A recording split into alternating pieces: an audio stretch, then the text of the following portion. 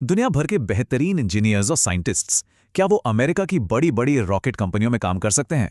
ये एक बहुत बड़ा सवाल है और इसका जवाब ना उतना सीधा नहीं है जितना लगता है। इसमें कई परतें हैं। तो चलिए आज इन परतों को एक एक करके खोलते हैं। 2016 में जब एलन मस्क ने ये कहा तो ऐसा लगा जैसे इस पूरी बहस पर एक फुल स्टॉप लग गया हो। इससे ये बात बैठ गई कि भाई कानूनी तौर पर तो दरवाजा पूरी तरह बंद है और ज्यादातर लोगों के लिए कहानी यहीं पर खत्म हो गई। लेकिन क्या हो अगर ये जवाब सही लगने के बावजूद एक बहुत खूबसूरत गाने की तरह हो जिसे गलत सुर में बजाया जा रहा हो।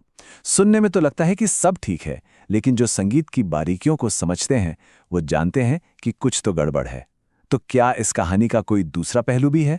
जी हाँ, बिल्कुल है। और इसकी शुरुआत होती है एक बहुत बड़ी गलतफहमी से कि आखिर किसे काम पर रखा जा सकता है और किसे नहीं।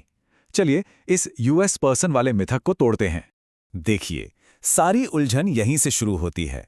आम धारणा यह है कि सिर्फ अमेरिकी नागरिक ही इन कंपनियों में काम कर सकते हैं, लेकिन कानून कहता है यूएस पर्सन। यह सुनने में एक छोटा सा फर्क लग सकता है, पर यकीन मानिए यह संभावनाओं का एक बिल्कुल नया दरवाजा खोल देता है। तो ये यूएस पर्सन आखिर है कौन? देखिए, इसमें ग्रीन कार्ड होल्डर्स, शरणार्थी और जिन्हें शरण मिली हो वो लोग भी शामिल हो सकते हैं। इसका मतलब ये हुआ कि जो लोग योग्य हैं उनका दायरा सिर्फ अमेरिकी नागरिकों तक ही सीमित नहीं है। कानूनी तौर पर दरवाजा उतना भी कसकर बंद नहीं है जितना लगता है। लेकिन सवाल यह है कि अगर कानूनी तौर पर यह मुमकिन है तो फिर कंपनियां इतनी हिचकिचाती क्यों हैं? यहीं पर आकर यह संगीत और भी पेचीदा हो जाता है। कानून के अलावा 6 असली रुकावटें हैं जो कंपनियों के रास्ते में खड़ी हैं। और ये सवाल बिल्कुल जायज़ है।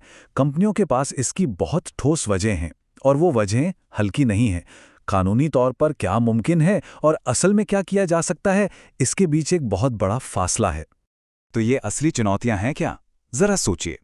हो सकता है कि किसी सरकारी कॉन्ट्रैक्ट के लिए सिर्फ अमेरिकी नागरिक ही चाहिए हों, या फिर सेंसिटिव डेटा को बचाने के लिए पूरे के पूरे आईटी नेटवर्क को बदलना पड़ जाए। इसके अलावा फैक्ट्री की फिजिकल सिक्योरिटी, मैनेजमेंट का बढ़ता हुआ काम, नियमों के उल्लंघन का भारी खतरा और रोजमर्रा के काम में रुकावटें, ये सब मिलकर एक बहुत बड़ी दीवार खड़ी कर देते हैं। तो कुल मिला के बात यह है कि असली समस्या वो टैलेंटेड लोग नहीं है, बल्कि नियमों का वो पेचीदा जाल है जिससे कंपनियों को जूझना पड़ता है। जैसा कहते हैं ना, खिलाड़ी को दोष मत दो, खेल को दोष दो। तो फिर इस पहेली को सुलझाया कैसे जाए? रास्ते हैं, लेकिन उनमें मेहनत बहुत लगती है। चलिए देखते हैं कि कंपनियां इस अनुपालन की पहेली को कैसे हल कर सकती हैं। देखिए, इस पहेली को समझने के लिए सबसे पहले रिलीज शब्द को समझना होगा। इसका मतलब सिर्फ कोई सामान भेजना नहीं है। अगर किसी विदेशी व्यक्ति को एक सेंसिटिव डिजाइन दिखा दिया, या उसके साथ कोई तकनीकी बातचीत कर ली, या फिर किसी एन्क्रिप्टेड फाइल का पासवर्ड दे दिया, तो ये सब कानूनी तौर पर रिलीज माने जाते हैं और ये एक तरह का एक्सपोर्ट ही है। बस इसी चीज को कंपनियों को कंट्रोल करना होता है। तो कंपनियां ये कर कैसे सकती हैं? असल में इसके 3 बड़े कदम हैं। उन्हें अपने आईटी नेटवर्क को पूरी तरह सुरक्षित करना होगा, अपनी बिल्डिंग्स और लैब्स में आने जाने पर पूरा कंट्रोल रखना होगा, और सबसे जरूरी, सरकार से इसकी इजाजत लेनी होगी। और ये वाकई एक बहुत ऊंचे पहाड़ पे चढ़ने जैसा है। और यहीं पर कहानी घूमकर वापस वहीं आ जाती है।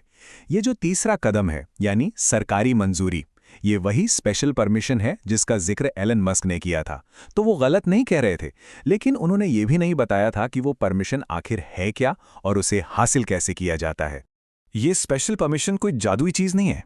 ये एक असली सरकारी दस्तावेज है। इसे एक्सपोर्ट लाइसेंस कहते हैं, जैसे कि आईटार के लिए DS5, या फिर EAR मतलब EAR कंट्रोल टेक्नोलॉजी के लिए ऑथराइजेशन। ये वो चाबियां हैं जो दरवाजा खोल सकती हैं, लेकिन सिर्फ उन कंपनियों के लिए जो ये पूरी प्रक्रिया अपनाने को तैयार हैं। तो इन सारी पेचीदगियों के बाद हम आखिर कहाँ पहुँचते हैं?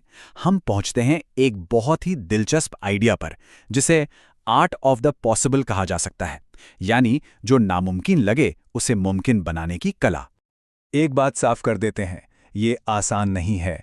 एक विदेशी नागरिक को नियमों के तहत काम पर रखने के लिए एक कंपनी को बहुत पैसा, समय और मेहनत लगानी पड़ती है, और साथ ही बहुत बड़ा जोखिम भी उठाना पड़ता है।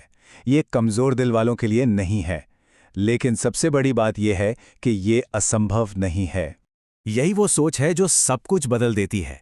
ये चुनौती को स्वीकार करने और फिर भी आगे बढ़ने का रास्ता खोजने के बारे में है। ये नियमों को एक दीवार की तरह नहीं, बल्कि एक जटिल पहेली की तरह देखने के बारे में है, जिसे सही नजरिए और संसाधनों से हल किया जा सकता है। और आखिर में ये कहानी सिर्फ रॉकेट साइंस तक ही सीमित नहीं है। ये एक बड़ा सवाल खड़ा करती है, जैसे जैसे दुनिया एक दूसरे से और जुड़ रही हैं, हम ये कैसे सुनिश्चित करें कि हमारे सबसे ज़रूरी सिस्टम भी दुनिया भर की बेहतरीन प्रतिभा को अपनाने के लिए तैयार हों। ये एक ऐसा सवाल है जिसका जवाब हमारा आने वाला कल तय करेगा।